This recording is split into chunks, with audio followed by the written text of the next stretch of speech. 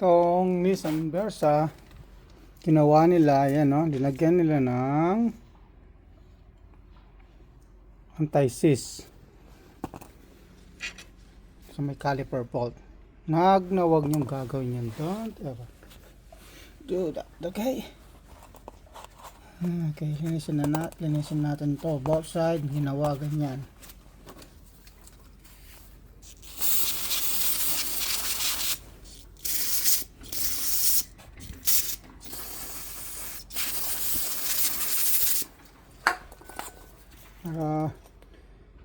Tendency na ano, ibang bangga na lalagyan ng thread locker, okay?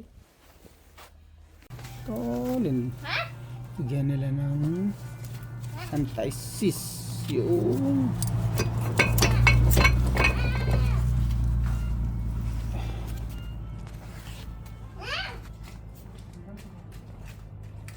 yan, nilagyan nilang anti-seize. Isan natin matanggal yung anti-seize.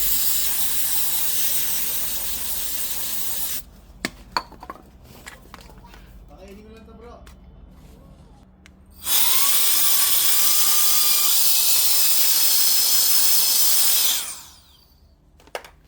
Yan, dapat din linalagyan ng anti-seize yun.